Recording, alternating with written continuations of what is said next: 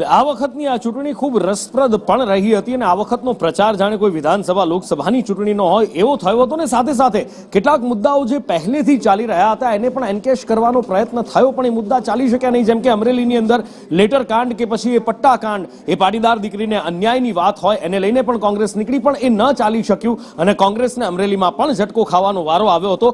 પણ આ બધા વચ્ચે હવે પ્રતિક્રિયાઓ પણ આવી રહી છે। અમિત ચાવડા કહી રહ્યા છે કે અમે મંથન કરશું કે શું થયું, કેવી રીતે થયું, આ પરિણામોની અમે સમીક્ષા પણ કરશું। ભારતીય જનતા પાર્ટી હરખાઈ રહી છે। સાથે સાથે ધવલ પટેલ સાંસદ વલસાડના એ તો ચેલેન્જ આપી બેઠા છે અનંત પટેલને કે આ 2027ની વિધાનસભાની ચૂંટણી આવવા દો, એમાં તમારો સફાયો થઈ જશે, તમે હારી જવાના છો, ત્યાં સુધીની વાત કહી દીધી। તો એની સાથે કૌશિક વેકરિયા ધારાસભ્ય અમરેલીના એમનું કહેવું છે કે ગમે એટલું સામેવાળાએ દમ પછાડા કર્યા પણ પરિણામમાં કોઈ અમને હરાવી ન શક્યા। પરિણામોની સમીક્ષા કરીને એની વિગતવાર વાત થોડી વારમાં જ પ્રદેશ કોંગ્રેસ સમિતિ તરફથી પ્રેસ કોન્ફરન્સ કરીને કહેવામાં આવશે। એના પર વિસ્તૃત વાત નથી કરતો, પણ એટલું જ કહીશ કે જનતાનો જે પણ જનાદેશ છે એનો અમે સ્વીકાર કરીએ છીએ અને જ્યાં પણ અમારી કમીઓ રહી ગઈ હશે એની સમીક્ષા કરીને આગળ વધીશું। જેટલા ભ્રષ્ટાચારના આ જિલ્લાને લૂંટવાના જેટલા ભાઈએ કારનામા કર્યા છે એની હું જાહેર મંચ ઉપરથી ગુજરાત સરકાર પાસે હું માંગુ છું કે આની તપાસ થવી જોઈએ અને કોઈ પણ અધિકારી જો ભ્રષ્ટાચારમાં રતપ્રત હોય એની સામે અમે તપાસ માંગીએ છીએ। આ ગીર સોમનાથ જિલ્લાના કલેક્ટર દિગ્વિજયસિંહ જાડેજા માટે અમે તપાસ માંગીએ છીએ। એનાથી જે પણ કાયદાથી થતું હોય મારી પર કરે, મને વાંધો નથી, પણ હું પ્રજાનો પ્રતિનિધિ છું અને પ્રજાએ મને ચૂંટ્યો છે। મારે ચોક્કસપણે કહેવું છે કે મારે મારા ઉપર પણ જોખમ લઈને જે કરવું પડે પ્રજા માટે હું કરીશ।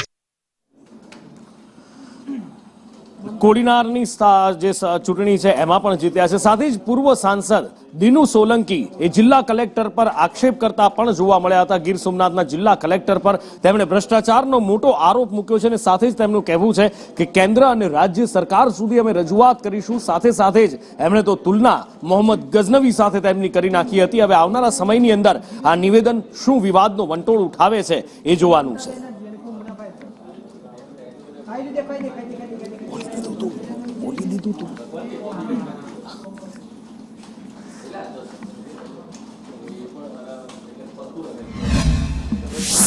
ધારાસભ્ય છે એ બહાનેબાજ અને ધરનાબાજ ધારાસભ્યથી લોકોનો વિશ્વાસ ઉઠી ગયો છે।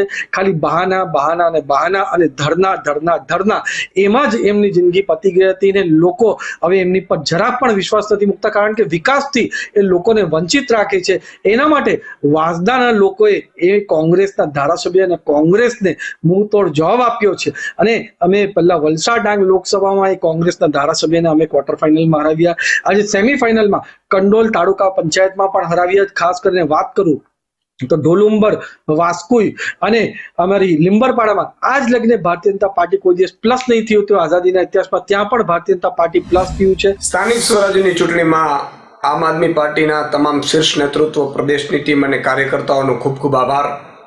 ભાજપની આટલી તાનાશાહી છતાં ભાજપે શામ દામ દંડ ભેદ ઉમેદવારોને ડરાવવું, ધમકાવવું, ફોર્મ પાછા ખેંચવાની ધમકીઓ આપવી, ઉમેદવારોના ફોર્મ રદ કરાવી દેવા, ત્યાં સુધીની તાનાશાહી કરવા બાદ પણ આજે અમે 500-550 સીટ ઉપર આમ આદમી પાર્ટી લડી રહી હતી, એમાં લગભગ 35થી વધુ સીટ ઉપર આમ આદમી પાર્ટીએ જીત હાંસલ કરી છે।